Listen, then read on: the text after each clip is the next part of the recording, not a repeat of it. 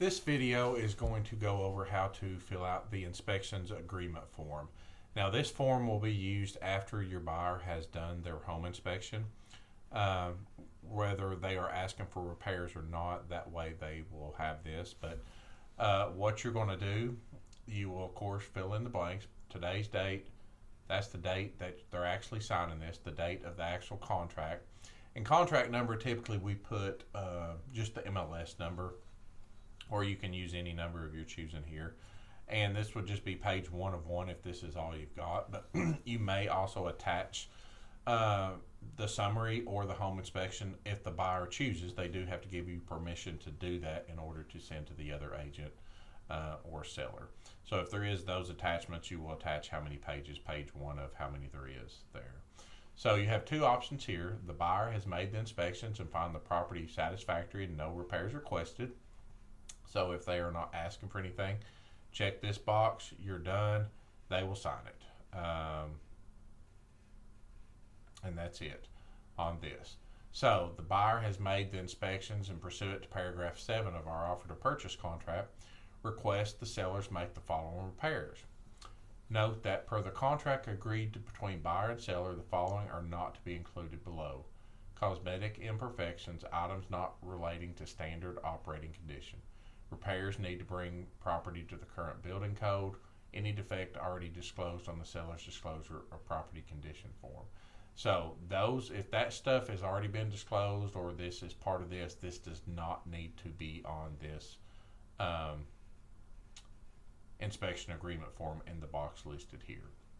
So what if the buyer has requested repairs and it meets the standards not associated here? What we need to do is itemize the list and again be very specific.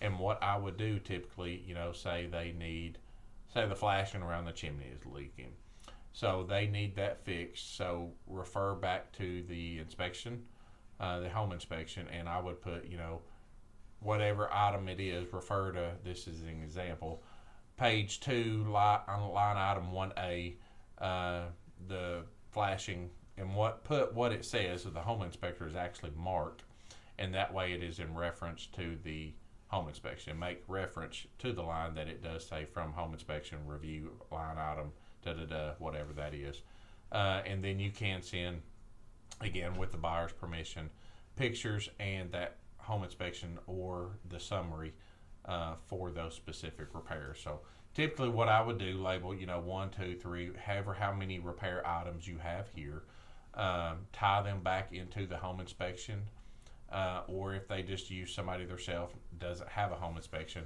then just try to be as detailed as possible. Or if they did take any pictures of the repair items, make sure to send that as well, because it's very possible the seller may not be aware of some things that may come up. So we just need to make them aware and that they do the proper repairs. I have seen in the past, they'll state something, they didn't send pictures, and the seller thought they legitimately fixed it and it wasn't the right thing for some instances. That's why it's so important to be very specific in this box. So the buyers will sign this, and then of course you will send to the listing agent, and they need to sign it that they received notification. They'll initial this, that way it shows that. And then the sellers will acknowledge receipt of the form. They'll initial that. So then the sellers can agree to make the repairs, or the buyer agrees to accept seller's repairs as indicated above. So if seller's agreeing, then the buyer will sign back here after the seller has signed. Now they may counter this. Say you have 10 items here and the seller says, I'm going to fix 1 through 4 and I'm not doing 5 through 10. So they could do strike throughs and have them initial off and say your buyer's fine with that. Then the buyer needs to come up here and initial those strike throughs, or reinitial this that has been changed, and then everybody will sign here like normal. But if they don't come to agreement, then that's a different part of the contract. The buyer can potentially walk at that point and get their earnest money back. But that would be, if any changes has been made during the counters during this, the buyer and seller does need to initial and sign off on those changes, the strike throughs, and then of course they will sign and date down here as well. Now, say you've got this together, they've agreed upon repairs, everybody's signed. So what you want to do, make sure you do a final walkthrough prior to closing.